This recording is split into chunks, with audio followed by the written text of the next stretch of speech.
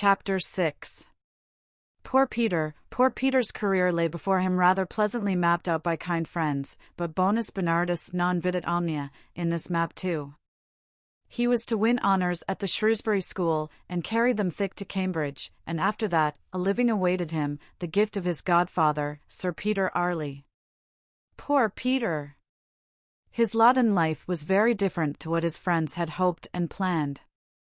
Miss Matty told me all about it, and I think it was a relief when she had done so. He was the darling of his mother, who seemed to dote on all her children, though she was, perhaps, a little afraid of Deborah's superior acquirements. Deborah was the favourite of her father, and when Peter disappointed him, she became his pride.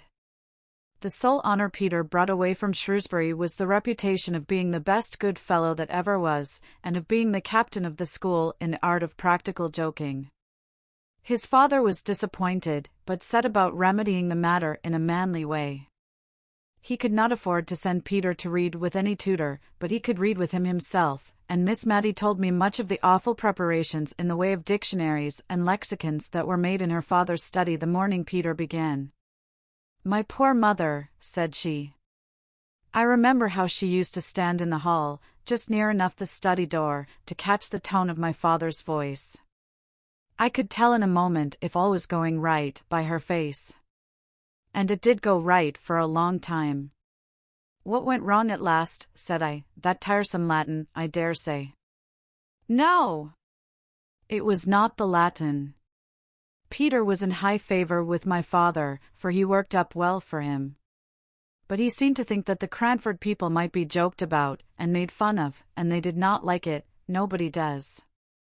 He was always hoaxing them. Hoaxing is not a pretty word, my dear, and I hope you won't tell your father I used it, for I should not like him to think that I was not choice in my language, after living with such a woman as Deborah. And be sure you never use it yourself.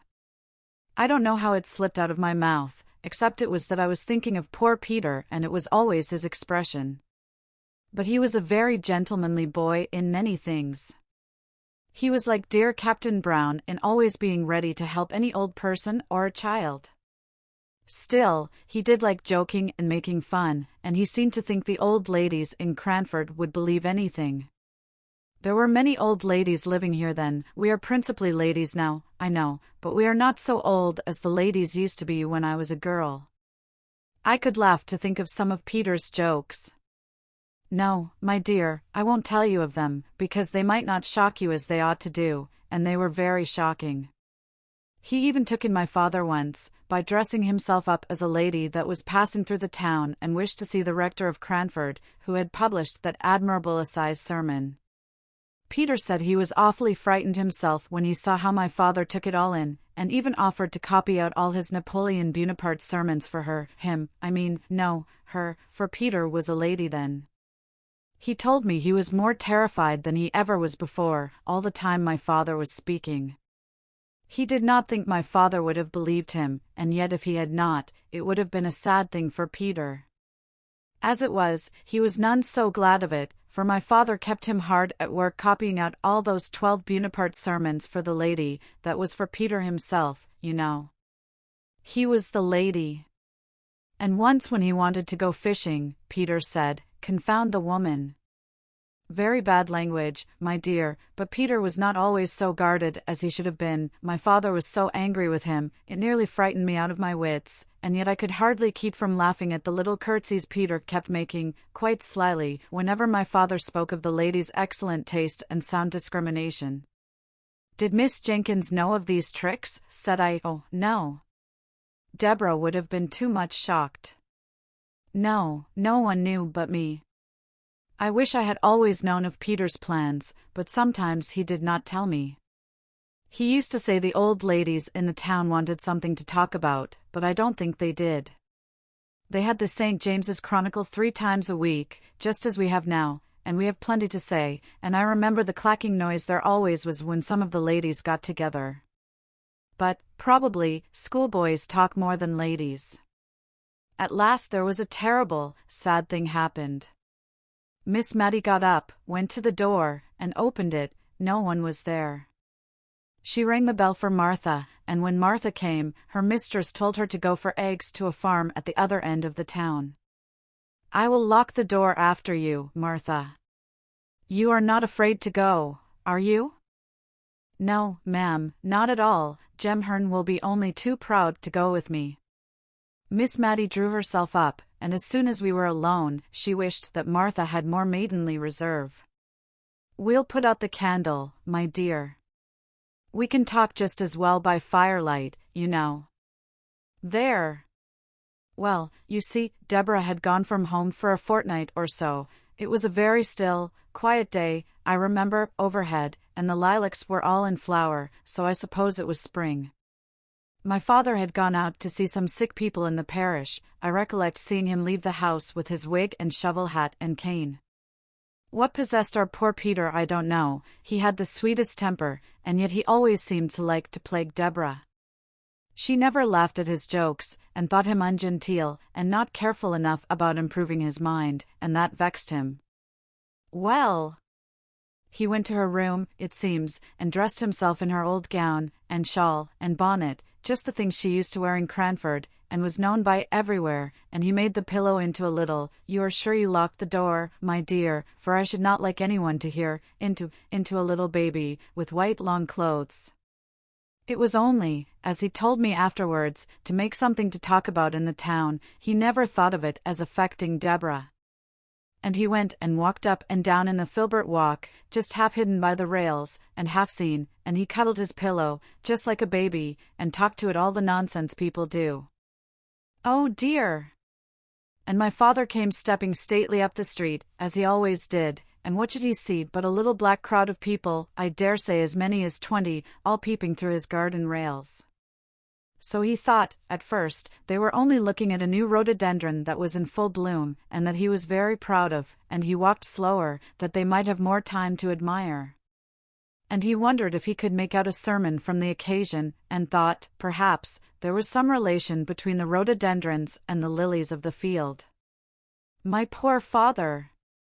When he came nearer, he began to wonder that they did not see him, but their heads were all so close together, peeping and peeping.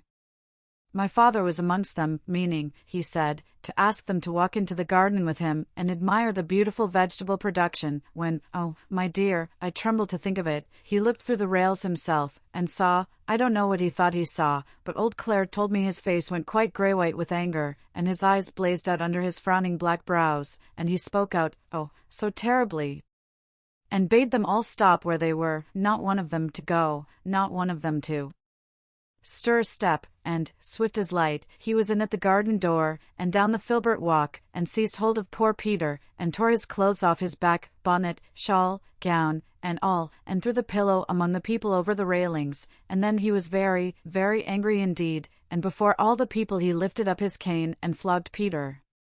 My dear, that boy's trick, on that sunny day, when all seemed going straight and well, broke my mother's heart, and changed my father for life.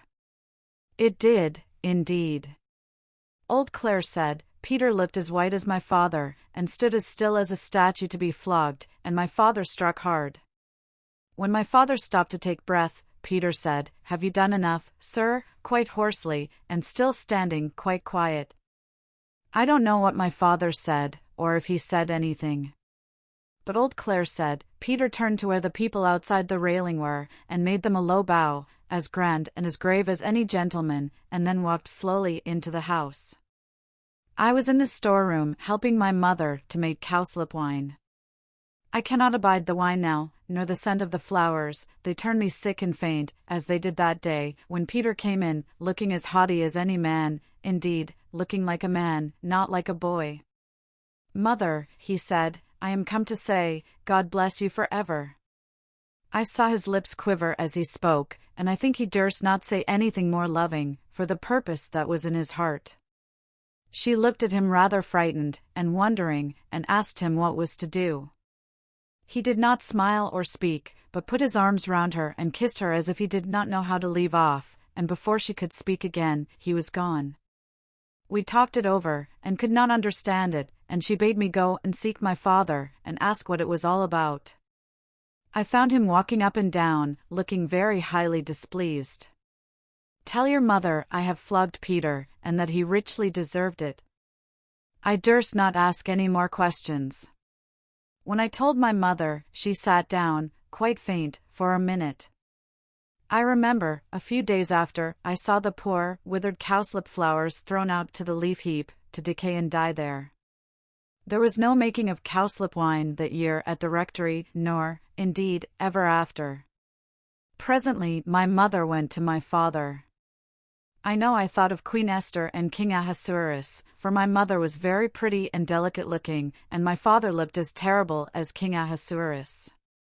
Some time after they came out together, and then my mother told me what had happened, and that she was going up to Peter's room at my father's desire, though she was not to tell Peter this, to talk the matter over with him. But no Peter was there. We looked over the house, no Peter was there. Even my father, who had not liked to join in the search at first, helped us before long. The rectory was a very old house, steps up into a room, steps down into a room, all through. At first, my mother went calling low and soft, as if to reassure the poor boy, Peter. Peter, dear. It's only me, but, by and by, as the servants came back from the errands my father had sent them, in different directions, to find where Peter was, as we found he was not in the garden, nor the hayloft, nor anywhere about, my mother's cry grew louder and wilder, Peter. Peter, my darling. Where are you? For then she felt and understood that that long kiss meant some sad kind of goodbye. The afternoon went on, my mother never resting, but seeking again and again in every possible place that had been looked into 20 times before, nay, that she had looked into over and over again herself. My father sat with his head in his hands, not speaking except when his messengers came in, bringing no tidings. Then he lifted up his face, so strong and sad, and told them to go again in some new direction. My mother kept passing from room to room, in and out of the house, moving noiselessly, but never ceasing. Neither she nor my father durst leave the house, which was the meeting place for all the messengers. At last, and it was nearly dark, my father rose up. He took hold of my mother's arm as she came with wild, sad pace through one door, and quickly towards another. She started at the touch of his hand, for she had forgotten all in the world but Peter. Molly, said he, I did not think all this would happen. He looked into her face for comfort, her poor face all wild and white, for neither she nor my father had dared to acknowledge, much less act upon, the terror that was in their hearts, lest Peter should have made away with himself. My father saw no conscious look in his wife's hot, dreary eyes, and he missed the sympathy that she had always been ready to give him, strong man as he was, and at the dumb despair in her face his tears began to flow. But when she saw this, a gentle sorrow came over her countenance, and she said, Dearest John, don't cry, come with me, and we'll find him, almost as cheerfully as if she knew where he was. And she took my father's great hand in her little soft one, and led him along, the tears dropping as he walked on that same unceasing, weary walk, from room to room, through house and garden. Oh, how I wished for Deborah! I had no time for crying, for now all seemed to depend on me. I wrote for Deborah to come home. I sent a message privately to that same Mr. Holbrook's house, poor Mr. Holbrook, you know who I mean. I don't mean I sent a message to him, but I sent one that I could trust to know if Peter was at his house. For at one time Mr. Holbrook was an occasional visitor at the rectory, you know he was Miss Pole's cousin, and he had been very kind to Peter, and taught him how to fish. He was very kind to everybody, and I thought Peter might have gone off there. But Mr. Holbrook was from home, and Peter had never been seen. It was night now, but the doors were all wide open, and my father and mother walked on and on. It was more than an hour since he had joined her, and I don't believe they had ever spoken all that time. I was getting the parlor fire lighted, and one of the servants was preparing tea, for I wanted them to have something to eat and drink and warm them, when old Clare asked to speak to me. I have borrowed the nets from the weir, Miss Mattie. Shall we drag the ponds tonight, or wait for the morning? I remember staring in his face to gather his meaning, and when I did, I laughed out loud. The horror of that new thought, our bright, darling Peter, cold and stark and dead. I remember the ring of my own laugh now. The next day Deborah was at home before I was myself again. She would not have been so weak as to give way as I had done, but my screams, my horrible laughter had ended in crying, had roused my sweet dear mother, whose poor wandering wits were called back and collected as soon as a child needed her care. She and Deborah sat by my bedside. I knew by the looks of each that there had been no news of Peter, no awful, ghastly news, which was what I most had dreaded in my dull state between sleeping and waking. The same result of all the searching had brought something of the same relief to my mother, to whom, I am sure, the thought that Peter might even then be hanging dead in some of the familiar home places had caused that never-ending walk of yesterday. Her soft eyes never were the same again after that. They had always a restless, craving look, as if seeking for what they could not find. Oh! It was an awful time, coming down like a thunderbolt on the still sunny day when the lilacs were all in bloom. Where was Mr. Peter? Said I. He had made his way to Liverpool, and there was war then, and some of the king's ships lay off the mouth of the Mersey, and they were only too glad to have a fine likely boy such as him, 5'9" he was, come to offer himself. The captain wrote to my father, and Peter wrote to my mother. Stay! Those letters will be somewhere here. We lighted the candle, and found the captain's letter, and Peter's too. And we also found a little simple begging letter from Mrs. Jenkins to Peter, addressed to him at the house of an old schoolfellow whither she fancied he might have gone. They had returned it unopened, and unopened it had remained ever since, having been inadvertently put by among the other letters of that time. This is it, my dearest Peter. You did not think we should be so sorry as we are, I know, or you would never have gone away. You are too good. Your father sits and sighs till my heart aches to hear him. He cannot hold up his head for grief, and yet he only did what he thought was right. Perhaps he has been too severe, and perhaps I have not been kind enough, but God knows how we love you, my dear only boy. Don looks so sorry you are gone. Come back, and make us happy, who love you so much. I know you will come back. But Peter did not come back. That spring day was the last time he ever saw his mother's face. The writer of the letter, the last, the only person who had ever seen what was written in it, was dead long ago, and I, a stranger, not born at the time when this occurrence took place, was the one to open it. The captain's letter summoned the father and mother to Liverpool instantly, if they wished to see their boy, and, by some of the wild chances of life, the captain's letter had been detained somewhere, somehow.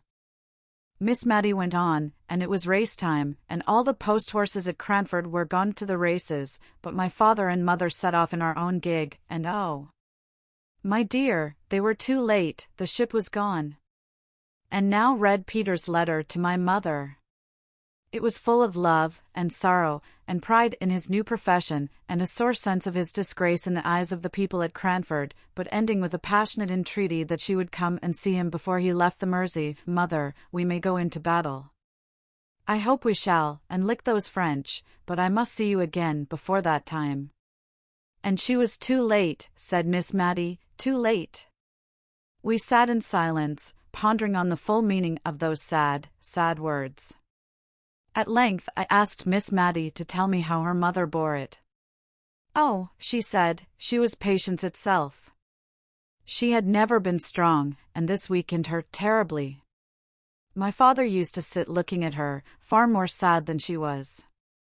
He seemed as if he could look at nothing else when she was by, and he was so humble, so very gentle now.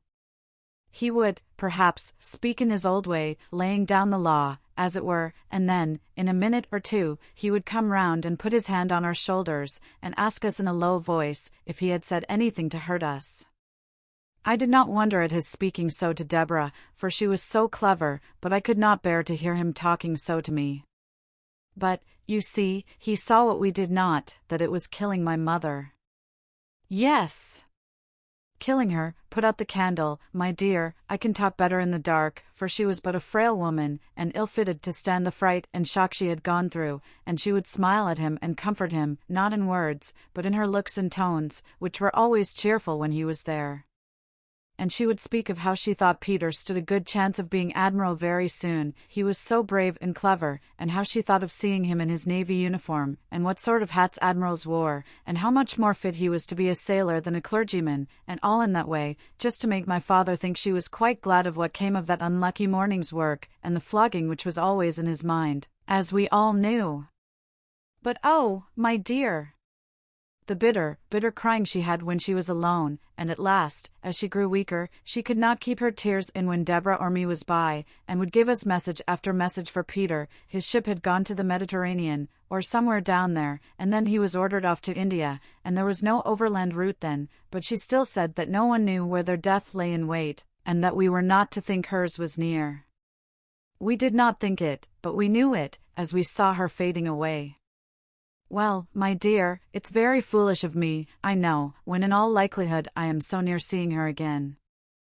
And only think, love. The very day after her death, for she did not live quite a 12-month after Peter went away, the very day after, came a parcel for her from India, from her poor boy. It was a large, soft, white Indian shawl, with just a little narrow border all round, just what my mother would have liked. We thought it might rouse my father, for he had sat with her hand in his all night long, so Deborah took it in to him, and Peter's letter to her, and all. At first, he took no notice, and we tried to make a kind of light careless talk about the shawl, opening it out and admiring it. Then, suddenly, he got up, and spoke. She shall be buried in it, he said. Peter shall have that comfort, and she would have liked it. Well, perhaps it was not reasonable, but what could we do or say? One gives people in grief their own way. He took it up and felt it. It is just such a shawl as she wished for when she was married, and her mother did not give it her. I did not know of it till after, or she should have had it, she should, but she shall have it now. My mother looked so lovely in her death. She was always pretty, and now she looked fair, and waxen, and young, younger than Deborah, as she stood trembling and shivering by her. We decked her in the long soft folds, she lay smiling, as if pleased, and people came, all Cranford came, to beg to see her, for they had loved her dearly, as well they might, and the countrywomen brought posies, old Clare's wife brought some white violets and begged they might lie on her breast. Deborah said to me, the day of my mother's funeral, that if she had 100 offers she never would marry and leave my father. It was not very likely she would have so many. I don't know that she had one, but it was not less to her credit to say so. She was such a daughter to my father as I think there never was before or since. His eyes failed him, and she read book after book, and wrote, and copied, and was always at his service in any parish business. She could do many more things than my poor mother could. She even once wrote a letter to the bishop for my father. But he missed my mother sorely, the whole parish noticed it. Not that he was less active, I think he was more so, and more patient in helping everyone.